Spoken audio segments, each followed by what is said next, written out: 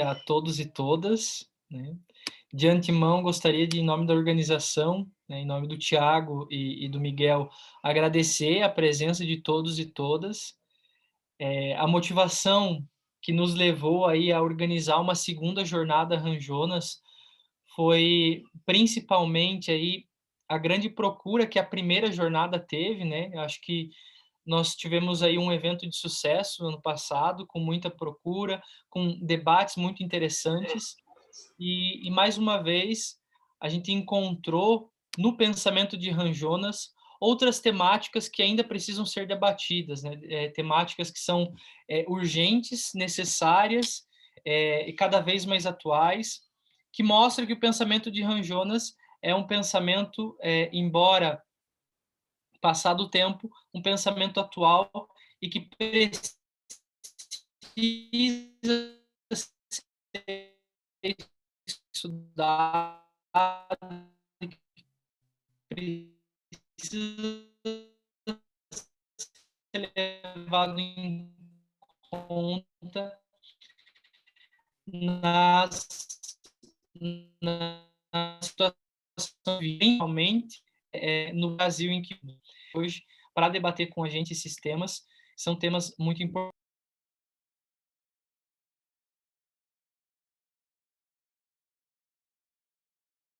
da participação do evento, né? A gente vai enviar o certificado ao final da jornada, né? Dado a participação de 75% dos encontros, ao final da jornada a gente envia.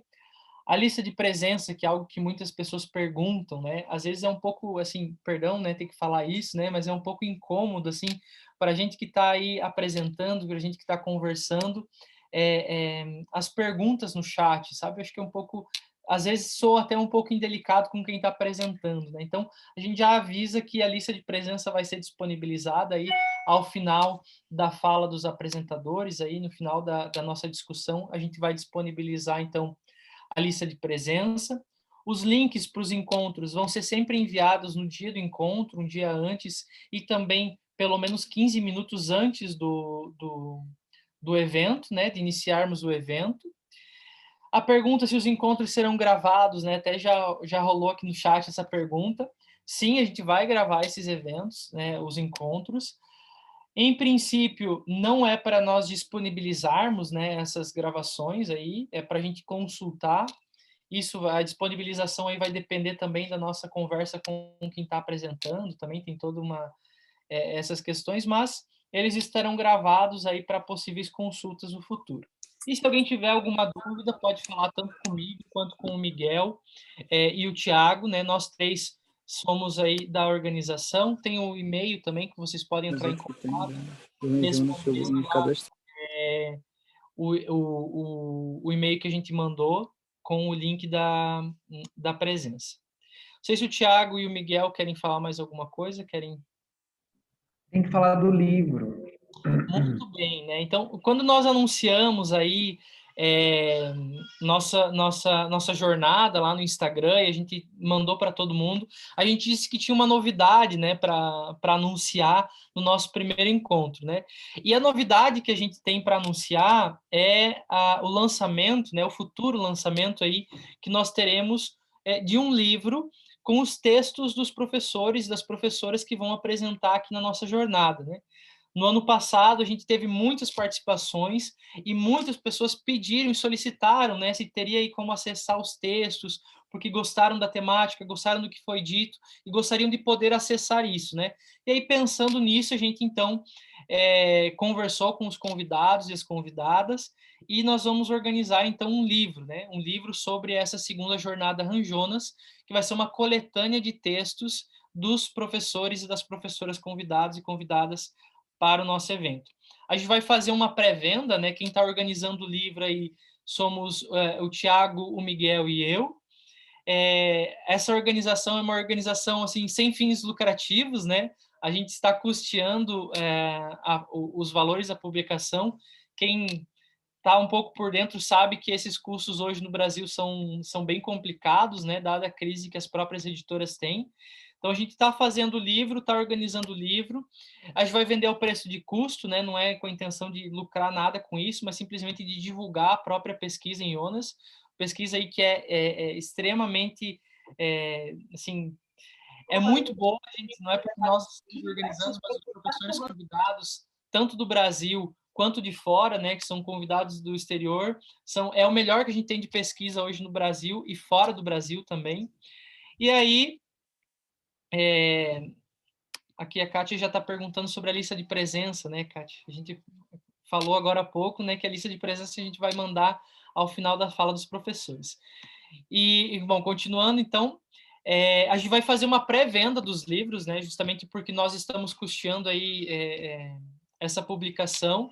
Então, a partir, acredito aí que do terceiro encontro, a gente já vai ter mais certinho como que vai funcionar essa pré-venda do livro, que é uma pré-venda, então, desse livro que é organizado com todos os textos dos professores. Acredito que todos aqui terão muito interesse, né? As temáticas são muito importantes e os professores também são de excelência. Mais alguma coisa, Thiago, Miguel? Não, Não? só agradecer aí todo mundo que está participando hoje, né? E estamos quase com 100 pessoas nessa terça-noite. Reforçar, né, o convite que o Gregory fez para vocês conferirem o livro ao final da jornada.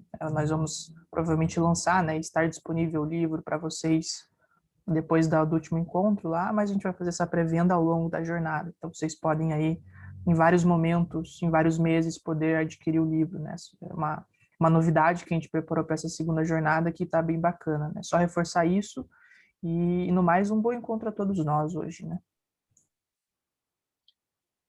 Perfeito. Bom, gente, então vamos lá, né? Hoje, para iniciar a nossa temática dessa segunda jornada Ranjonas, né? A jornada aí tem uma temática voltada hoje, né? Nosso encontro sobre o ecofeminismo e responsabilidade, né? E as nossas convidadas para esse encontro de hoje são a professora Michele e a professora Yasmin, né? Duas convidadas muito especiais aí que com certeza são convidadas de peso para falar sobre esse pensamento tanto do Ranjonas e essa interlocução entre o pensamento de Ranjonas e o ecofeminismo. Eu vou pedir a permissão da Michele e da Yasmin para ler aí o currículo de vocês, né, o resumo do currículo de vocês, porque eu acho que é importante as pessoas já terem um conhecimento antecipado de com quem a gente está conversando, né, e isso é muito importante. Bom, a nossa convidada, né, para apresentar aí a temática é a professora Michele Bobsin Duarte, que é graduada em Filosofia pela Universidade Católica de Petrópolis, é mestre em Filosofia pela PUC-Rio, doutora em Filosofia também pela PUC-Rio na linha de pesquisa em Filosofia e a questão ambiental, atua na pesquisa sobre a ontologia da vida de Ranjonas, com ênfase na questão da liberdade na natureza e na pesquisa sobre a técnica moderna e a ética. Investiga a relação a relação entre imagens, afetos e ações no pensamento moderno e contemporâneo, principalmente em Spinoza e Ranjonas. Integra o grupo de trabalho Ranjonas da ANPOF e o grupo de pesquisa Ranjonas do CNPq e tem interesse na pesquisa sobre o pensamento decolonial, pensamento ameríndio e pensamento africano, como também na pesquisa das teorias de gênero do terceiro mundo. E atualmente é professora colaboradora do programa de pós-graduação em filosofia da Universidade Federal Rural do Rio de Janeiro. Já apresento a professora Yasmin Martins, que é a nossa debatedora, é convidada para fazer, então, um debate com a professora Michele. E a professora Yasmin Martins cursa, no momento, o estágio pós-doutoral em filosofia na Universidade Federal do Rio de Janeiro. É doutora em filosofia pela PUC-Rio, tendo como tema de pesquisa a estética e a ética ambiental. É membro do GT Schopenhauer, do GT de Filosofia e Gênero e Mulheres na História da Filosofia na ANPOF. É mestre em Filosofia pela Universidade Federal Rural do Rio de Janeiro. Tem graduação e licenciatura em Filosofia na Universidade Federal Rural do Rio de Janeiro. É psicanalista também, está inserida aí na clínica psicanalítica e também cursa a graduação em psicologia. Professora da especialização em arte e filosofia, professora convidada da especialização em Filosofia Contemporânea da PUC-Rio, professora convidada do curso de MBA da FGV, interessada em pensar a relação entre o feminino e a psicanálise, e entre o feminismo e a crise ambiental, o então chamado ecofeminismo, né? E nos estudos das epistemologias feministas. É membro da Rede Brasileira de Mulheres Filósofas, membro do Grupo Brasileiro de Pesquisa Sandoferense, membro do Laboratório de Filosofias do Tempo, do Agora, e membro do Ambulatório de Escuta, que oferece atendimento psicológico a mulheres em situação de vulnerabilidade, e também faz parte do projeto Cuidar, né? Então, todas essas coisas as professoras também podem comentar aí sobre os seus projetos, fiquem bem à vontade. A dinâmica do nosso encontro vai ser um pouco diferente do que foi a primeira jornada, né? Então, hoje a professora Michele vai ter aí um tempo de mais ou menos 25 minutos para fazer a apresentação dela referente ao tema ecofeminismo e responsabilidade. Depois disso, aí a gente tem uma arguição da professora Yasmin de aproximadamente uns 10 minutos, e depois a gente tem aí 15 minutos que a professora Michele vai poder responder esse questionamento ou essa arguição da professora Yasmin, e depois, então, a gente abre aí para as perguntas, né? Quem tiver perguntas pode enviar aqui no chat que a gente vai organizando e, ao final, a gente faz um debate. Bom, muito obrigado, professora Michele, muito obrigado, professora Yasmin, sejam muito bem-vindas, e a fala é de vocês. Obrigada, Gregory. Eu gostaria de agradecer, primeiramente, a organização do evento, Gregory, Tiago, Miguel, dizer que eu fiquei muito feliz com o convite e, ao mesmo tempo, falar de ecofeminismo e responsabilidade, tendo em vista a responsabilidade no pensamento do Hans Jonas, foi realmente um desafio para mim. Então, esse desafio ele é devido ao fato de eu saber ter lido já algumas críticas referentes à ideia de cuidado, né, dentro do pensamento das ecofeministas, críticas feitas pelas feministas, né? Então, eu acho que algo frutífero para a nossa discussão seja mais no sentido de eu fazer uma apresentação que visa uma provocação para pensarmos juntas e juntos sobre o tema do ecofeminismo associado à ideia de responsabilidade em Hans Jonas, então, né? A minha intenção é abrir a discussão através de algumas pontuações que eu vou trazer para vocês e, portanto, eu não irei estabelecer conclusões. Pelo contrário, a minha intervenção ela visa a reflexão e a discussão de alguns pontos interessantes, tanto do pensamento do Jonas quanto do ecofeminismo, mais propriamente o ecofeminismo essencialista de Vandana Shiva, né? Porque não é o ecofeminismo, nós temos os ecofeminismos, né? Assim como nós temos muitos feminismos plurais. É muito complicado nós agruparmos todos os feminismos sob uma mesma égide. Claro que existem pontos em comum nos feminismos, né? Tanto que o nome é Os Feminismos, mas a gente, ao longo da pesquisa do pensamento feminista, a gente vê que existem vários tensionamentos e várias formas de se colocar perante a questão da exploração feminina, né, e da subjugação feminina de diversas maneiras. Então, eu vou apontar para o ecofeminismo, conforme a visão essencialista ou espiritualista, e vou trazer um pouco da reflexão sobre responsabilidade no pensamento de Hans Jonas enquanto algo da afetividade, a responsabilidade enquanto afeto. Bom, num primeiro momento, quando a gente pega, né, as ideias principais do ecofeminismo de uma maneira geral e da responsabilidade, nos parecem que esses dois temas são harmônicos entre si e até mesmo correlativos, né? No entanto, há certas tensões entre alguns feminismos e certas correntes do ecofeminismo, como eu havia mencionado anteriormente, ou melhor, certos ecofeminismos. Tal tensão se relaciona, de certo modo, com a dimensão do cuidado trazido à tona com a ideia de responsabilidade e de um certo essencialismo suscitado na concepção de um princípio feminino partilhado por mulheres e natureza. Então, para não cairmos nas armadilhas do essencialismo, né, ou seja, da ideia de que existiria uma propriedade essencial, sem a qual um ente particular não poderia existir, né, um essencialismo nesse sentido, nós temos que nos voltar para a dimensão social do ecofeminismo, para, então, termos uma ideia melhor do que o ecofeminismo pode nos proporcionar enquanto uma ferramenta de reflexão e uma ferramenta de luta social, né? Então, eu vou trazer algumas definições para podermos problematizar essas questões juntos e juntas. O termo ecofeminismo, ou feminismo ecológico, né, como é chamado por algumas correntes, ele foi cunhado pela francesa Françoise Daubonne, em 1974, para se referir ao potencial das mulheres de provocar uma espécie de revolução ecológica. Segundo a ecofeminista Karen Warren, que é uma ecofeminista bem famosa, inicialmente o ecofeminismo se referia genericamente a uma ampla variedade de conexões entre mulheres e natureza, tanto que o ecofeminismo, em seu surgimento, ele não se ocupava somente da filosofia.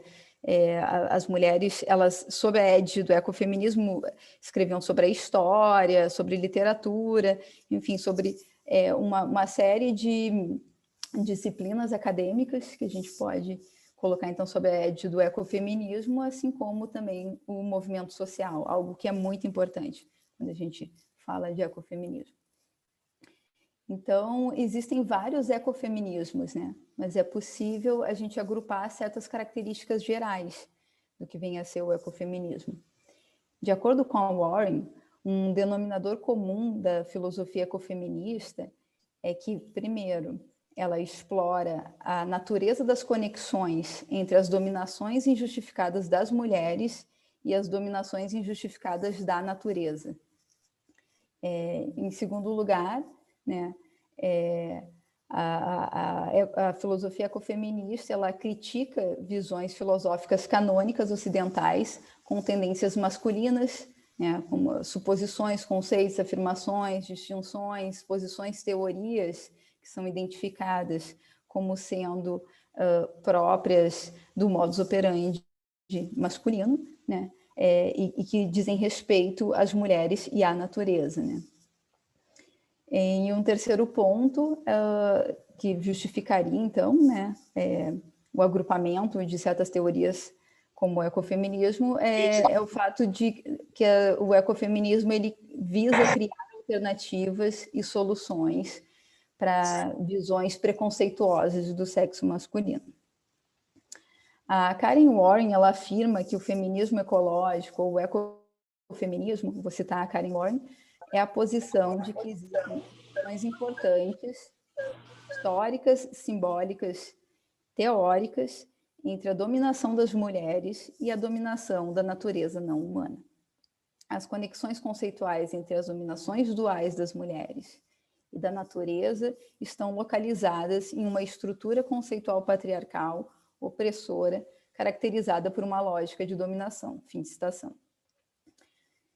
Essa lógica de dominação, então, ela pode ser compreendida através de diferentes chaves teóricas. Então, eu vou trazer para vocês aqui uma chave teórica que me parece muito interessante e importante para o nosso tema aqui da Jornada Hans Jonas, que é a chave teórica da relação do patriarcado ocidental com o paradigma desenvolvimentista do Ocidente. Essa chave teórica, ela foi utilizada por Vandana Shiva, que é uma grande ecofeminista. Vandana Shiva é uma ativista muito conhecida, né? Ela milita em prol das sementes, do não controle genético das sementes, né? Da não transformação, da variedade que nós temos em transgênicos, né? Enfim, vale a pena para quem nunca ouviu falar, mas eu acredito que a grande maioria de vocês já tem ouvido falar dela. dar uma procurada para saber, né, quem é Vandana Shiva. Realmente é uma pessoa muito importante no ativismo mundial em prol do meio ambiente. Bom, então, retornando aqui, a Vandana Shiva, ela usa essa chave, né, do paradigma desenvolvimentista do patriarcado ocidental para fazer uma análise da violência sofrida pelas mulheres indianas e pela natureza na década de 70, a partir da década de 70, né, porque ela é super ativa e continua escrevendo e militando. E um ponto muito interessante de frisar é que a Vandana Shiva, ela participou de um movimento social chamado Movimento Shípico, que foi um movimento de resistência pacífica das mulheres e das crianças em defesa das árvores de uma floresta na Índia, um movimento que aconteceu em 1973. Essas mulheres, elas, por estarem encarregadas do cultivo, por serem agricultoras, né, e cuidarem da pecuária, dos filhos, elas perderam tudo o que possuíam por causa das enchentes e deslizamentos que foram causados pelo aumento do desmatamento na região, né? E esse desmatamento ele foi oriundo da urbanização do lugar. Então, essas mulheres, elas perceberam isso e elas se colocaram em frente às árvores que iam ser derrubadas, né? E fizeram um movimento pacifista ali de resistência pacífica pela não derrubada das árvores da floresta, juntamente com crianças, e no fim elas venceram, né? A floresta não foi derrubada, a floresta próxima ao local onde essa situação aconteceu. E Shípico justo é o nome em hindu para abraço, né? Aí vem a ideia de abraçar árvores, né? Vem desse movimento. Então, só que esse movimento ele foi precedido por um outro movimento que aconteceu no século XVIII, também, que o Mahabharata ele ordenou a destruição de algumas árvores em uma aldeia da Índia, e as pessoas foram e se colocaram na frente das árvores, mas mesmo assim as árvores e as pessoas sofreram violência e mataram 38 pessoas, né, que estavam ali fazendo uma resistência pacífica pela não derrubada da floresta, mataram essas pessoas e derrubaram a floresta. Então, esse primeiro movimento do século XVIII seria o precedente do movimento Shípico, né? Bom, mas a Vandana Shiva, ela participou ativamente desse movimento, né? E a partir de então ela sempre se mostrou muito engajada com as mulheres agricultoras, e ela milita por essa causa das sementes e da agricultura na Índia e ao redor do mundo, né? Inclusive ela já esteve aqui no Brasil diversas vezes, no Rio de Janeiro. Eu tive o prazer de encontrá-la pessoalmente no Ocupa Mink, que ela foi lá conversar com o pessoal que estava no Ocupa Mink e tal.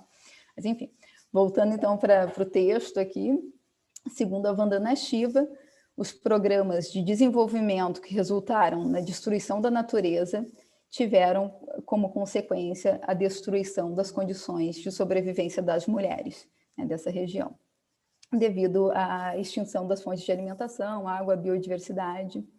Então, a partir disso, o problema do paradigma desenvolvimentista, né, que, segundo a Vandana Shiva, é um paradigma que foi trazido pelos colonizadores, ela não identifica, então, essas ações altamente destrutivas na Índia antes da chegada do colonizador, né, do Império Inglês, no caso.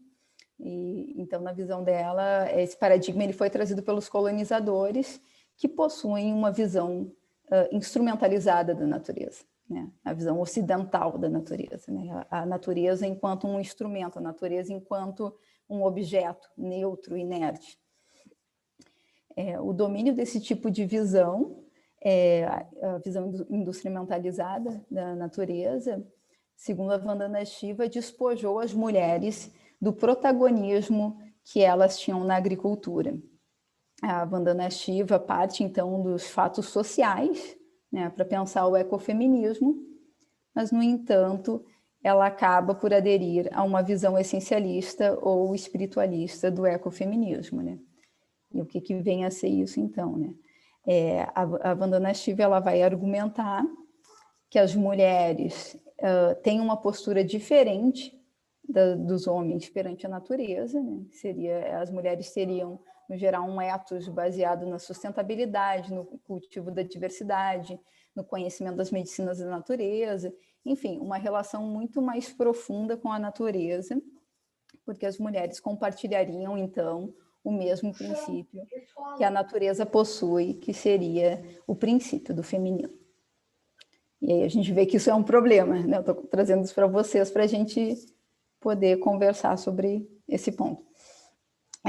Então, a Vandana Shiva ela vai considerar a crise ambiental, então, como a dominação e a opressão do princípio feminino que permeia a natureza. E para a Vandana Shiva, a recuperação do princípio feminino poderia, então, nos ajudar a resolver a questão ecológica, né? Embora ela traga dados concretos na sua análise, algumas críticas feministas vão considerar, ou até ecofeministas mesmo, né, que a gente vai ver que o ecofeminismo não se resume somente a essa posição que identifica um princípio feminino na natureza, o ecofeminismo ele é diverso também, né?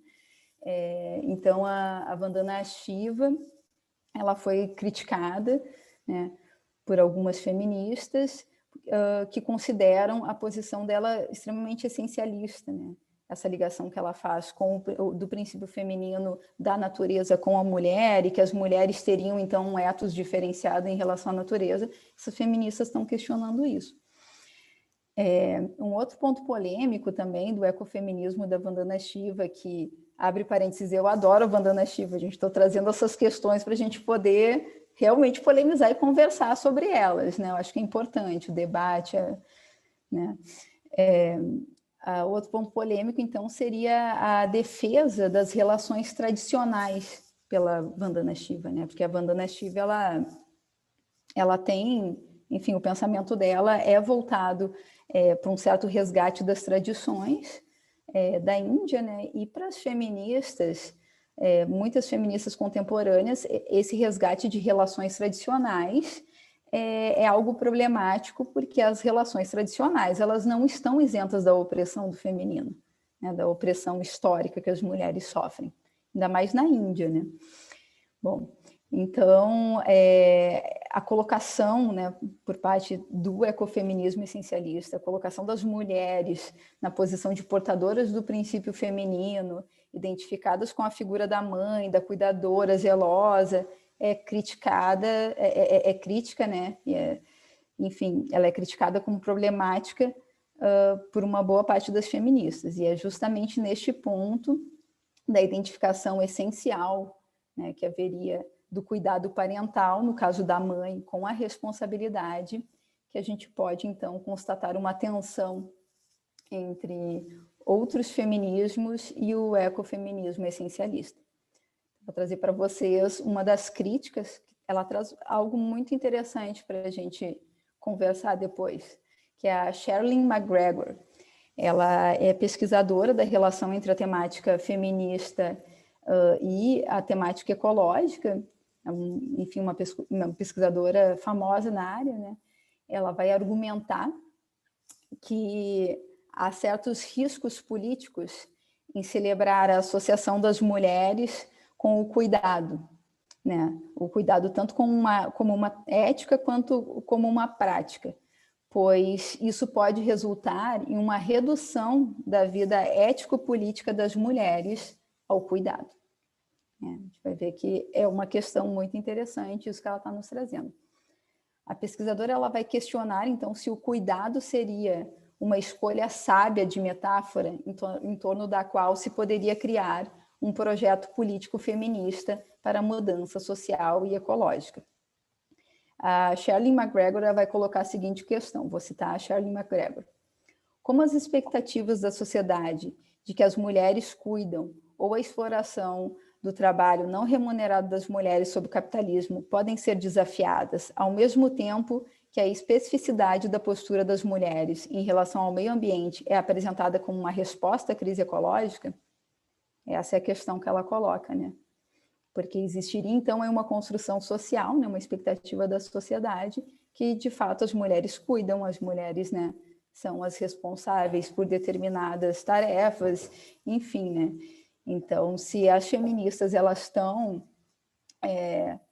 discutindo e criticando essas expectativas da sociedade, né? Esses papéis que foram construídos socialmente, como que então a gente poderia desafiar essa lógica, né? Que é considerada opressora pelas feministas? Como que isso poderia ser desafiado se a construção de uma resposta à crise ecológica traz consigo, então, uma afirmação desses papéis, né? Seria mais ou menos essa a pergunta. A pesquisadora vai defender o ponto de vista que as ecofeministas deveriam ter cautela ao associar o feminino e o cuidado, porque isso pode resultar em uma afirmação de papéis de gênero que estão enraizados nos dualismos patriarcais, os quais os feminismos procuram desconstruir. Então, né, me parece muito pertinente pensar sobre isso, né? Porque, de fato, identificar a mulher somente a mulher, eu acho que a questão é essa, não é que a mulher não é cuidadora, mas a crítica da MacGregor parece que é justo no ponto em que a mulher seria esse arquétipo, né, do cuidado, quando de fato o homem tem que ser também esse arquétipo, né? Não é só a mulher não, aí a mulher tem enfim, participa da mesma essência que a natureza, que seria uma essência do cuidado, da responsabilidade, mas ela continuaria então sendo oprimida, assim como a natureza é oprimida. Enfim, são questões para a gente discutir. Eu falei para vocês que eu não ia trazer nada pronto, nenhuma conclusão, são, né, questões que merecem muito debate, né? Para MacGregor, o cuidado pode, antes de ser visto, para MacGregor, o cuidado pode antes ser visto como, eu vou citar MacGregor novamente, um conjunto paradoxal de práticas, sentimentos e orientações morais que estão embutidos em relações e contextos particulares e socialmente construídos como femininos e privados. Ou seja, né, como que nós vamos, então, universalizar essa ideia de cuidado ligado ao feminino, se de fato essa questão do cuidado, de acordo com essa pensadora, né, ela figura, então, um conjunto de práticas, sentimentos e orientações morais de contextos particulares que são socialmente construídos, né? Aí entra em questão outro conceito importante para a gente pensar, os feminismos, né? Que é o conceito de interseccionalidade. Então, para a gente pensar que nem toda a experiência das mulheres é uma experiência universal ou igual, né? Com a interseccionalidade, é possível, então, pensar um conceito que ele vai expressar a necessidade de considerarmos as sobreposições entre as identidades construídas socialmente e as opressões, porque as identidades construídas socialmente, elas são diversas, nós vivemos em diversas culturas, né? E somos atravessados por uma série de questões sociais, socioeconômicas, culturais, assim como as opressões também, né? Cada cultura vai ter a sua certa diferenciação quanto às opressões, assim como, por exemplo, num mesmo país ou numa mesma cultura, o fato de eu ser branca vai me diferenciar num ponto de vista das opressões de uma negra. Uma negra no Brasil ela é muito mais oprimida pela cor da pele dela do que uma branca. Então, a interseccionalidade é um conceito que nos ajuda a compreender essas diferenças. Bom, e a fim de compreendermos, então, mais adequadamente o fenômeno social. Essa noção, ela foi cunhada a primeira vez pela estadunidense Kimberly Crenshaw para pensar a opressão da mulher negra. Então, é muito interessante, foi uma negra que cunhou essa expressão, né, essa ideia, esse conceito, né, que seria justamente sobrepor as interseções, né, a interseccionalidade, para a gente conseguir dar conta de uma forma mais apurada da complexidade das relações sociais, das diferentes existências femininas, né? Não estou conseguindo abrir nem microfone, nem câmera. Deixa eu ver.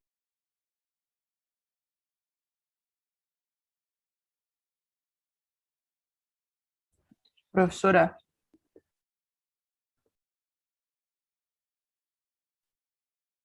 cadê a professora? Acho que eu mutei ela sem querer aqui.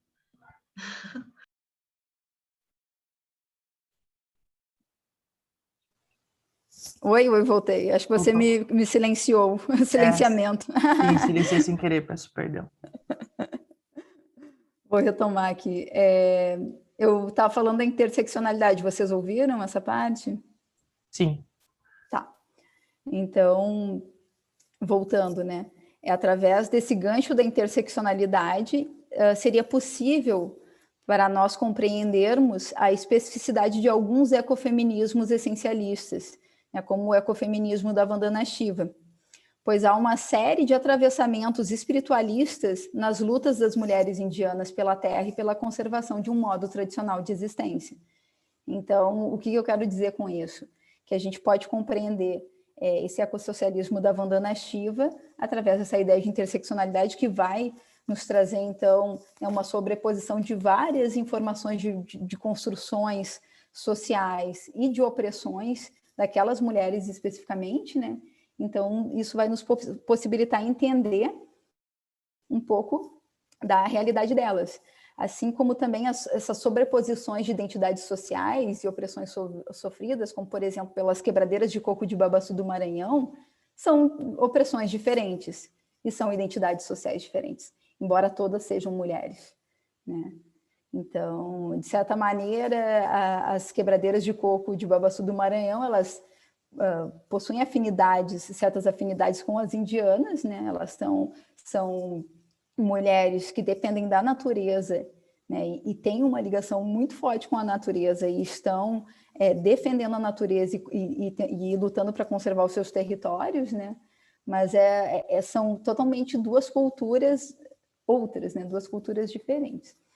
Isso é uma boa chave para a gente refletir sobre essa questão da diferença, né? Então, eu vou trazer agora um pouco da questão da responsabilidade como afeto na concepção de Hans Jonas, para nós vermos, então, se essa ideia de responsabilidade que o Hans Jonas está trazendo enquanto uma dimensão afetiva, ela pode, de fato, ser casada com o ecofeminismo essencialista, por exemplo. Então, eu vou falar um pouquinho do Hans Jonas e aí a gente vai conversar depois.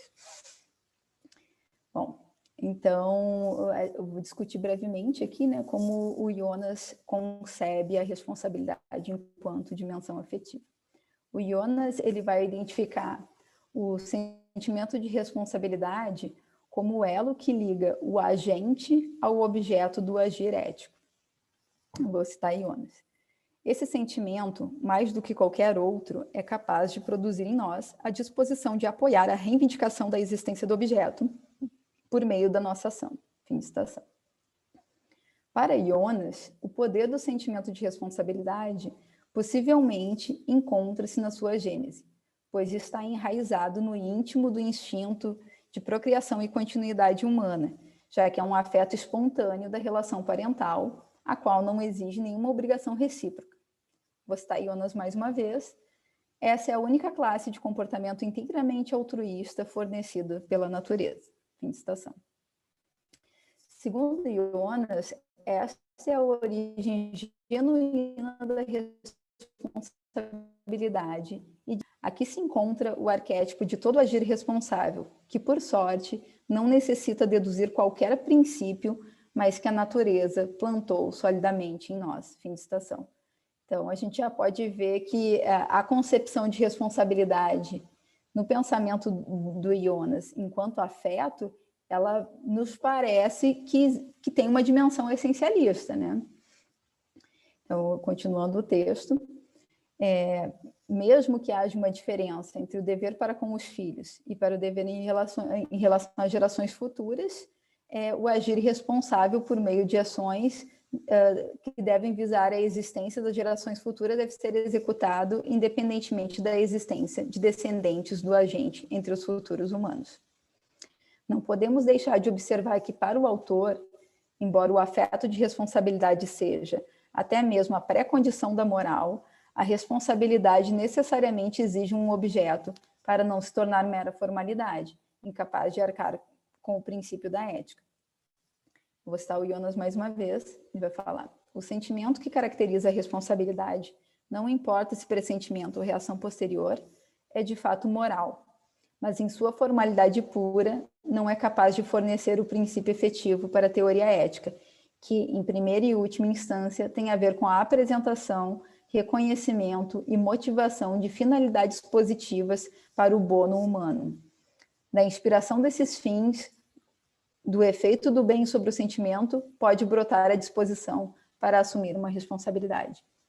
Então, o Jonas, ele considera, né, essa disposição humana como algo presente na nossa natureza, né? A gente poderia dizer que, talvez essencialmente, né, essa disposição para responsabilidade. Só que notem, o Jonas, ele não está falando das mulheres, né? Ele está falando da humanidade. Então, é muito interessante a gente ter essa perspectiva, né? Que seria quase que um contraste, assim, né? O Jonas, ele vê isso como algo intrínseco à existência humana, né? Ele não está atribuindo a nenhum gênero, né, essa disposição.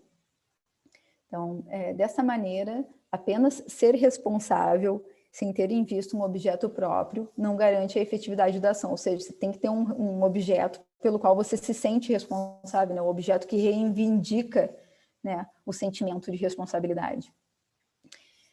Bom, o sentimento de responsabilidade, então, extrapola a referência subjetiva a um sujeito que se sente responsável pela sua própria conduta e encontra o seu referente na esfera da influência de seu poder de ação.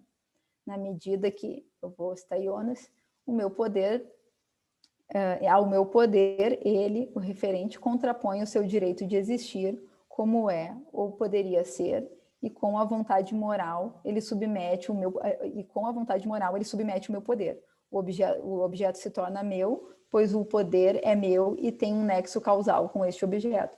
Então, o Jonas, ele vê, né, o objeto que está reivindicando a responsabilidade como algo que ele não é somente um objeto, né? Ele está, de certa maneira, jogando com a sua vontade, né? Porque ele está reivindicando a existência. Então, um certo apelo, né, à vontade moral. Tanto que ele fala, e com a vontade moral ele submete o meu poder. Então, é interessante essa colocação do Jonas. Ao que indica Jonas, o papel da vontade possui uma enorme importância na ocorrência do afeto de responsabilidade nos seres humanos, pois o autor nos leva a crer que ela, né, a responsabilidade, participa do reconhecimento do valor do objeto em questão, enquanto o sentimento despertado passa a funcionar como o elo de ligação entre a vontade do agente e o referente ou objeto ético. O autor afirma que, vou citar Jonas mais uma vez, a tomada de partido sentimental tem sua primeira origem não na ideia de responsabilidade em geral, mas no conceito do bem intrínseco ao objeto, tal como ele influencia a sensibilidade. Fim de citação. Bom, então, para o Jonas, né, essa influência do objeto sobre a sensibilidade, ela vai ser compreendida como uma espécie de reivindicação da existência, né, devido à fragilidade desse objeto, que na verdade é um agente, porque também age sobre mim, né? Se está me convocando a agir responsavelmente, de certo modo não é só um objeto, né? Também é um agente. E essa reivindicação da existência, ela se dá devido à fragilidade desse objeto, né? Ou desse ser que reivindica a existência perante o poder causal de quem deve ser responsável, né? Então, a tomada de consciência do próprio poder aniquilador por parte do agente, juntamente com a influência sensível do objeto, unem-se no sentimento de responsabilidade afirmativa, que se encontra sempre intervindo no ser das coisas. Essa parte eu citei Jonas.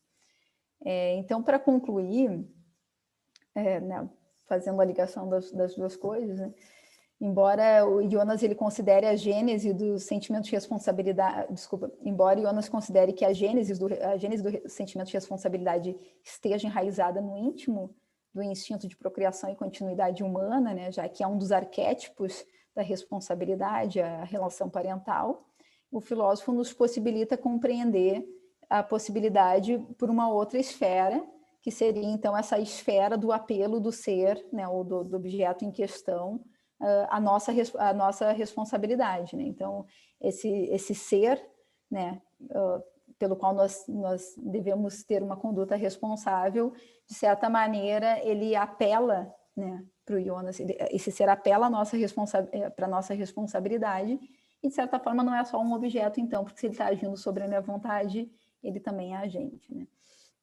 Então, ao que tudo indica, quando Jonas afirma que a responsabilidade é a única classe de comportamento altruísta fornecida pela natureza, ou ainda que a natureza a plantou solidamente em nós a inclinação afetiva para a responsabilidade, nós podemos, então, talvez sugerir que há um certo essencialismo nessa concepção de responsabilidade de Jonas, né? A questão, então, para pensar a responsabilidade, de acordo com o pensamento do Jonas e os ecofeminismos, né, e o feminismo, é saber se é possível a gente pensar a responsabilidade e o cuidado sem nos atermos a lugares fixos, ocupados tradicionalmente por determinado gênero, né? Então, me parece que a questão é essa, né? É saber se é possível, então, a gente desconstruir, né, todo um construto social de papéis de gênero, né, e a responsabilidade e o cuidado se tornarem, então, algo que não é específico de um determinado gênero. Seria isso. Muito obrigada pela atenção de vocês. São provocações que eu coloquei, não é um pensamento fechado, são reflexões que o tema me proporcionou, né? E agora eu gostaria de conversar com a professora Yasmin, saber o que ela achou de tudo isso e que vocês também coloquem as suas questões. Perfeito, obrigado, professora Michele. Acho que já levanta aí muitas questões, muitas indagações acerca dessa relação mesmo do ecofeminismo com o Jonas, né? Que às vezes pode ser, inclusive, uma relação um pouco problemática, né? Então, passo a palavra para a professora Yasmin, para fazer a sua colocação. Professora Yasmin, seja bem-vinda. Obrigada, Gregory. Boa noite a todas e todos. Eu agradeço a organização do evento e também a Michele pelo convite. O Hans Jonas é um autor que eu estudei, embora não seja uma especialista, né? Pedi para inserirem o Jonas lá na disciplina de ética da pós-graduação na PUC-Rio, né? E, enfim, tem sido feito desde 2017. E agora a gente está tendo que lutar para reconhecer outras produções como filosofia, né? Anticoloniais ou decoloniais, e para que isso seja inserido também na academia, né? O Hans Jonas era um herege, em certo sentido, né? Na academia, e agora, enfim, a gente já está tendo que lutar por muitos outros pensadores e, sobretudo, pensadoras, né? Que foram deixadas à margem, né? E menos estudadas. E eu estou tentando condensar o meu pensamento sobre a exposição da Michele e sobre essa relação entre ecofeminismo e o Hans Jonas, né? Se é que há alguma relação, porque eu não sabia que eu tinha 10 minutos só para falar. Então, estou tentando condensar aqui para expor para vocês, né? Mas eu acho que a Michele diz muito bem, né, de como se expressa esse ecofeminismo, chamar de ecofeminismo. E é interessante a gente pensar que ia, então, passar por uma espécie de dominação, adestramento, já que os corpos femininos eram corpos desviantes, né? Assim como das pessoas LGBT, dos negros, dos indígenas. Então, né, a Silvia Federici, por exemplo, vai dizer que desde as origens do capitalismo há uma perseguição às mulheres e às minorias, que são justamente as pessoas que estavam, né, numa relação com a terra e que ainda hoje resistem, né, e lutam pelas terras. Então, é interessante pensar que o ecofeminismo se apropriou dessa relação que o patriarcado fez entre mulheres e natureza para subverter essa noção de que tanto a natureza quanto a mulher são feitas para serem subjugadas e dominadas, né? Então, o ecofeminismo essencialista, como a Michelle apresentou, sendo uma das autoras a Vandana Shiva, né? A outra Mary Daly, tem várias autoras, vai pensar nessa conexão entre mulheres e natureza para retomar uma relação de imanência, né, das mulheres com a terra e para pensar numa terra que é animada, né? Que não é inerte, que não é mais pensada como foi pensada, por exemplo, sobretudo a partir da modernidade com Descartes, né?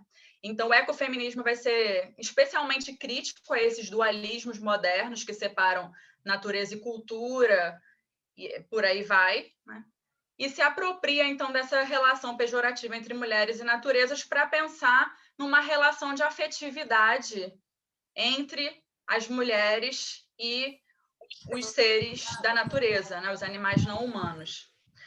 E é importante, como a Michelle diz, né? É fundamental citar a Vandana Shiva, né? Mesmo que ela sofra com essa pecha de essencialista, né?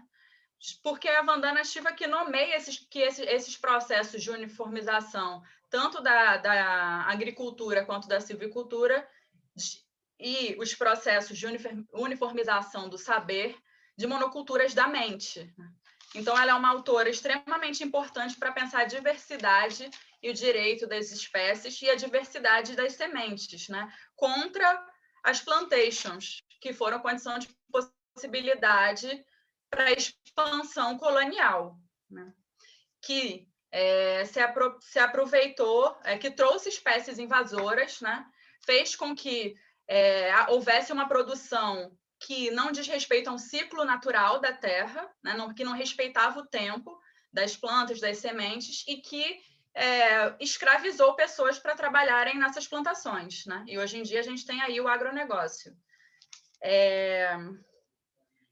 E também, por outro lado, a Michelle apresentou, que eu achei muito interessante, né? Que existe a crítica, sobretudo dos feminismos marxistas, a certas vertentes do ecofeminismo. E aí, a partir disso, eu também quero fazer uma provocação, tanto para a Michelle quanto para todos nós aqui pensarmos juntos. Acho que é uma questão que eu tenho pensado também.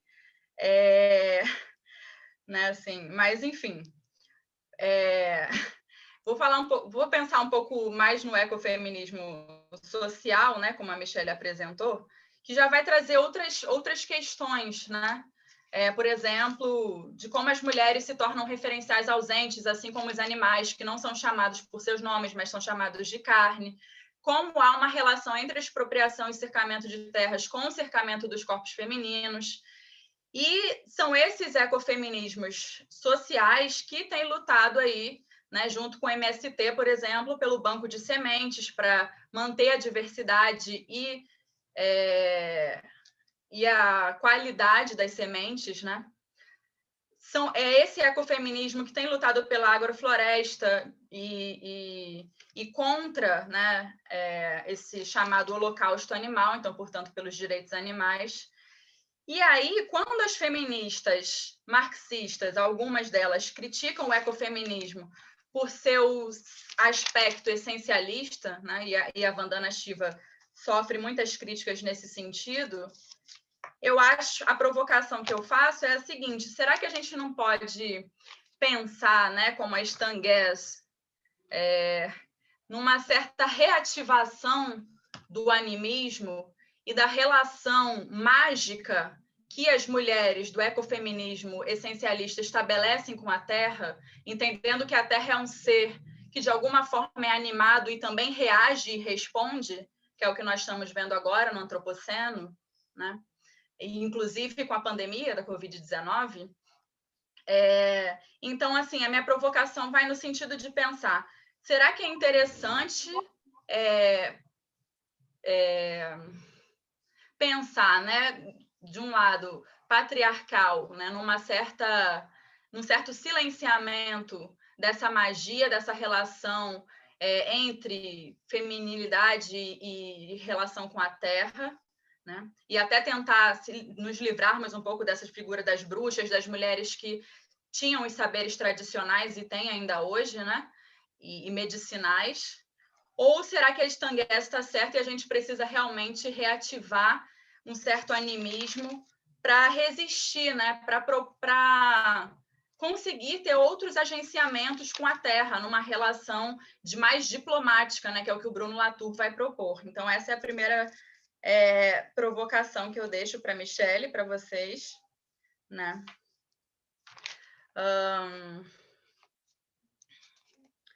Por outro lado, né? Só um minuto. A Michele fala do cuidado, para pensar, então, uma certa conexão entre o pensamento jonasiano e o ecofeminismo, o essencialista.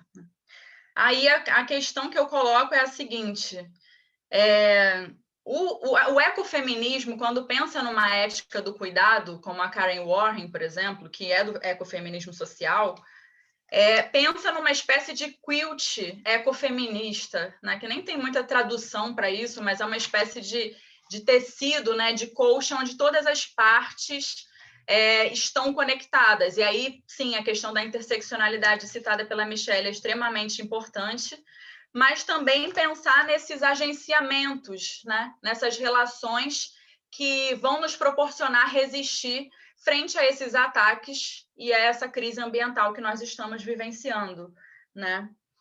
Então, eu acho que a gente pode pensar uma ética do cuidado no ecofeminismo, não como cuidado sendo atrelado à maternagem ou a algo que é tipicamente feminino, mas num cuidado que é da responsabilidade de todos os agentes que devem proporcionar uma relação diplomática com a Terra.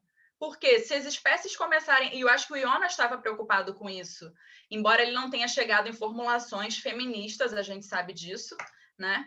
E muito menos ecofeministas, mas eu acho que é um pouco isso que o cuidado representa para mim dentro de uma ética ecofeminista, né? É pensar que, assim, se a gente degradar tudo como a gente está fazendo, né? Se a gente começar a contaminar os rios de mercúrio, construir hidrelétrica, expulsar os indígenas, os ribeirinhos, propagar a monocultura, enfim, e sumir com as outras espécies, né? Que é o que está acontecendo, promover as queimadas, nós mesmos vamos desaparecer. E eu acho que o Jonas é visionário nesse sentido, né? E as ecofeministas estão dizendo, para que isso não aconteça, é preciso que haja essa relação diplomática com a Terra.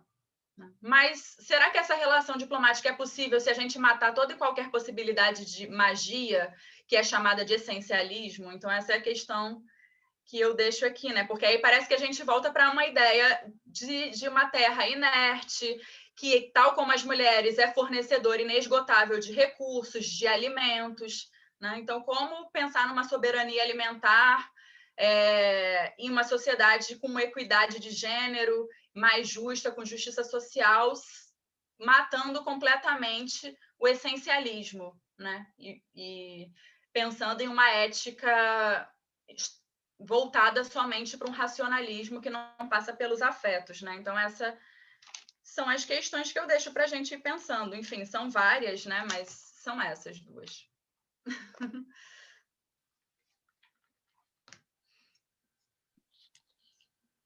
Perfeito, muito obrigado, Yasmin. Não sei se a Michele quer fazer a sua contribuição agora sobre essas indagações.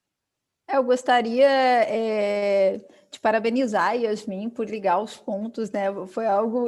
A gente nem combinou essa parte, a gente combinou algumas coisas, mas essa parte a gente não combinou.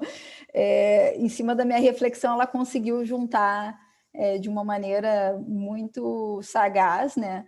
A questão do Jonas, da responsabilidade, pensar então o cuidado, né? O que é esse cuidado, né? Que a responsabilidade exige, com uma tendência contemporânea de pensar esse cuidado. Então, dentro de um ecofeminismo social, né? Como ela bem colocou, da Karen Warren, né?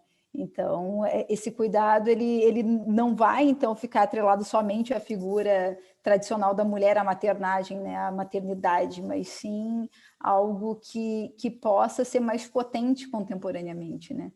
Mas, ao mesmo tempo, eu concordo também que não se pode abandonar totalmente os essencialismos, né? Eu vou fazer a aristotélica. Só que, ao mesmo tempo, também nós temos que ouvir, né, essas críticas que as feministas de outras correntes do feminismo, né, de outros feminismos, estão nos trazendo. E a Yasmin colocou muito bem nessa questão do ecofeminismo, o social, né? Ele é muito mais potente, me parece, mas, por outro lado, também o ecofeminismo essencialista nos traz algumas chaves interessantes. É difícil, na verdade, se posicionar e concluir algo, né? Eu acho que são pensamentos super potentes, né? Que nos colocam nesse lugar da indagação, do questionamento, né? da reflexão. Eu me coloquei um pouco nessa posição ao escrever esse texto que eu apresentei para vocês, né?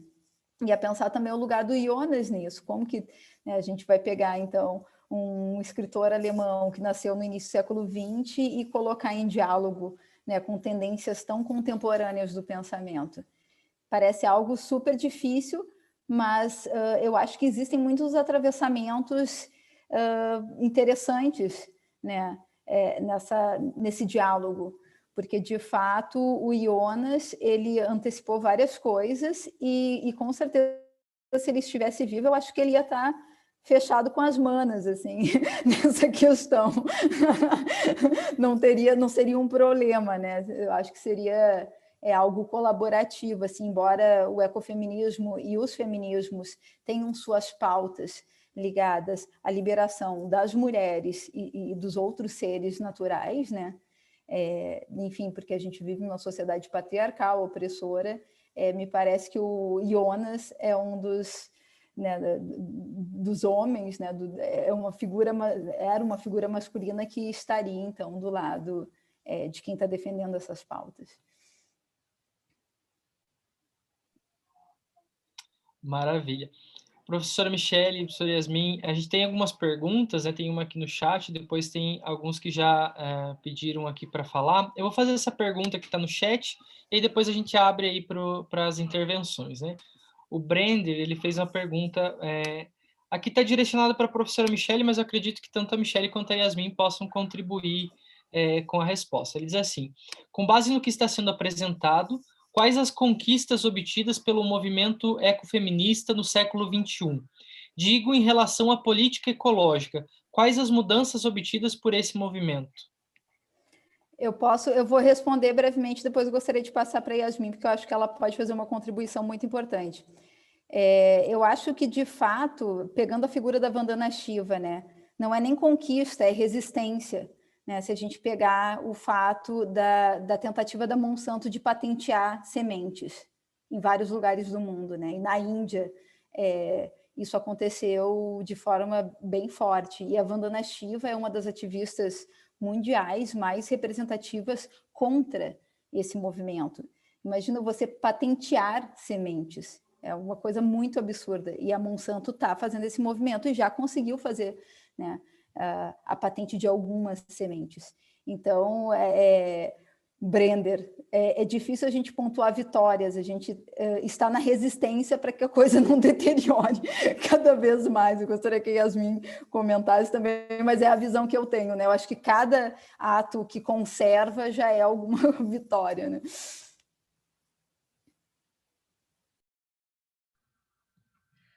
Bom, Brender, né? Obrigada pela pergunta. Como a Michele disse, algumas autoras, né, em suas teorias e também práticas de resistência, a própria Vandana Shiva participou do Shikpo, né? Shikpo, um movimento de mulheres que emprestaram seus corpos para que as árvores de algumas florestas na Índia não fossem derrubadas, até porque são as mulheres as principais afetadas por esse desmatamento lá em algumas comunidades. Então, tem esse tipo de movimento, né, do ecofeminismo, que é de permanecer na floresta e defender as árvores com o próprio corpo, isso tem sido feito. Tem alguns movimentos de mulheres, né, começa lá na Marcha das Margaridas, que são mulheres aqui no Brasil, por exemplo, que estão lutando pela agrofloresta e agroecologia. São as mulheres que estão diretamente envolvidas também com alimentação orgânica, né, e em vários lugares resistindo, inclusive com seus próprios corpos, contra a dominação patriarcal e capitalista. A gente sabe que na Nigéria, por exemplo, em outros lugares da África, onde há interesses sobre a terra e onde há influência do FMI, do Banco Mundial, as mulheres muitas vezes, ainda hoje, né, são acusadas de bruxaria, porque são as que resistem para que essas terras não sejam expropriadas e cercadas. Então, muitas vezes são isoladas em campos de bruxas, né, e amaldiçoadas de várias formas, porque tentam permanecer naquelas terras onde há interesse econômico. Além disso, tem vários movimentos, né, e grupos de trabalho das ecofeministas nesse sentido de promover a soberania alimentar, o respeito às outras espécies, e o ecofeminismo animalista tem lutado para difundir as práticas de libertação animal e, portanto, de práticas vegetarianas e veganas, né? Porque não adianta somente lutar pela libertação das mulheres e deixar com que os outros seres continuem sendo inferiorizados e exterminados e torturados, né? Então, eu não saberia citar todos os movimentos sociais agora e tudo que vem sendo feito. A Silvia Federici é uma autora que eu estudo, né, uma filósofa feminista marxista italiana, mas que vive nos Estados Unidos, e ela tem textos recentes, né, sobre a situação das mulheres na pandemia e sobre a luta das mulheres na América Latina, mostrando em cada país, depois eu posso indicar para a organização do evento, mostrando em cada país como as mulheres têm se articulado na luta e na resistência contra a crise ambiental, né? E como elas têm sido sofrido também uma ofensiva do neoliberalismo, né? Então, ela inclusive faz uma análise das esquerdas, né, latino-americanas, que também, embora pareçam estar, não estão sendo tão coniventes assim com a luta das mulheres, né? Então, enfim, eu posso depois indicar os textos para vocês, para responder melhor essa pergunta, mas vai nesse sentido, né? Perfeito, obrigado, Yasmin, obrigado, Michele. Acho que o Thiago, né, Thiago, quer fazer um comentário, pergunta? Mais um comentário, eu queria parabenizar a Michele, eu achei muito interessante a relação que você fez, porque eu acho que você mesma disse isso, é muito desafiador colocar um tema, então acho que alheio a princípio, né, a filosofia do Hans Jonas, você colocar isso em diálogo, e eu acho que você fez isso por um conceito muito interessante, que é o conceito de cuidado ou responsabilidade parental, né, porque talvez seria uma maneira de fazer essa relação com a questão feminista, que ainda que sob um aspecto crítico, que você trouxe aí essa ideia do cuidado também sob uma perspectiva crítica, né?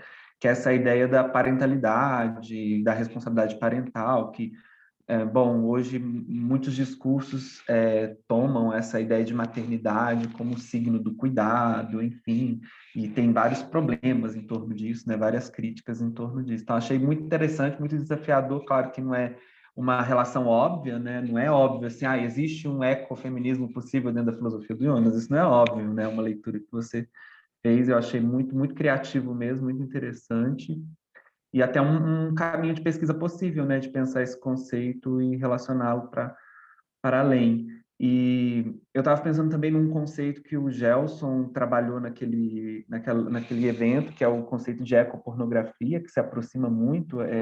Tenta ler o Jonas também um pouco sobre essa perspectiva com temática de alguma forma feminista também, né, que é a questão da violência que é feita contra a mulher, que é uma violência pornográfica, né, ela poderia ser analogicamente também utilizada para analisar a violência que é feita à terra, né, à natureza. Então, é um conceito bem interessante também que o Gelson acaba também encontrando ali pontos, né, na filosofia do Jonas de uma maneira bem interessante, assim. Então, é possível fazer essas interconexões, né, ainda que elas sejam muito desafiadoras. Eu estava pensando assim também como essas temáticas, a Yasmin também muito parabéns, muito parabéns, muito bem, né? Parabéns pela sua intervenção, porque eu acho que você trouxe uma coisa interessante que como essas coisas se interconectam, né? A questão das minorias, a questão de outras ontologias, de outros discursos, e aí essa tentativa de retornar também, de certa forma, esses discursos mágicos, né? Que a gente poderia dizer assim, animista. Todas essas coisas elas se interconectam de alguma forma, né? E como muitas mulheres em torno do mundo que são grandes elaboradores de teorias sobre animalidade, sobre natureza, enfim, sobre um pensamento que não é um pensamento estritamente ocidental, ainda que muitas delas estejam no Ocidente, né? Você pega a Donna Haraway, a Isabelle Stangers, a Vinciane Desprez, enfim, são muitas e muitas mulheres que estão pensando o problema da natureza, do animal, a questão do antropoceno, e super interconectado, né, com o próprio lugar que elas ocupam enquanto mulheres no mundo. Então, muito, muito interessante mesmo a fala de vocês duas. Ok? Obrigado. Era só isso que eu queria falar. Muito bem, obrigado, Thiago. Não sei se a Michelle e a Yasmin querem fazer algum comentário. Eu aí- quero.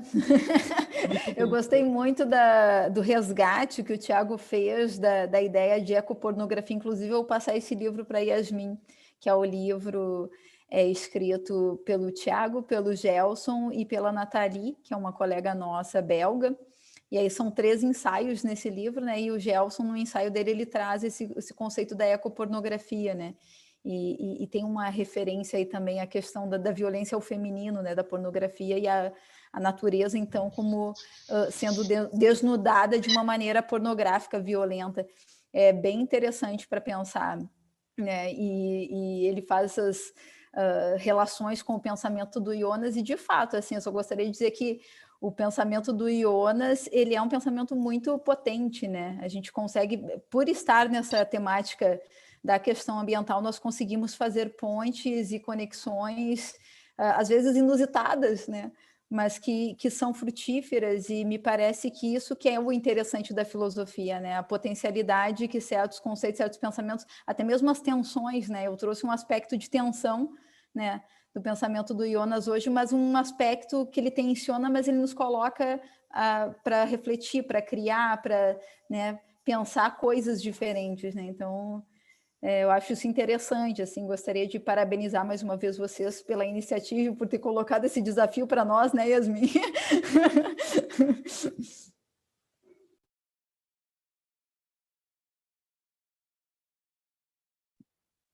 Perfeito. Não sei se a Yasmin quer comentar, ou senão o professor Gelson pode fazer sua colocação. Não, vou deixar o Gelson falar. Beleza. Obrigado. Bem rapidinho, eu prometo. Eu só queria, na verdade, dar um abraço nas duas minhas queridas amigas, a Michelle e a Yasmin, e dizer que é um tema bem importante, muito, muito importante mesmo, assim, para reflexão. E parabenizar também os meninos que organizaram aí o evento, né, principalmente o Thiago, o Gregory e o Miguel, e agradecer a presença de todos. E lembrar também uma coisa que acho que de alguma forma apareceu, mas que eu acharia importante retomar, até para ver se como é que vocês veem isso, né? Tem muita gente acusando essa visão, por exemplo, essa que o Jonas mantém, como vocês mesmos apontaram, né? De ainda vamos dizer assim, de colocar o problema da relação, né, do ser humano com a natureza, mas ainda sob um olhar que é não só androcêntrico, ou seja, não só ainda a partir, né, do homem, mas também, de outro lado, do outro oposto, que seria, digamos assim, esse feminismo romântico, né, da mulher do cuidado, da natureza que é mulher, enfim, toda essa coisa.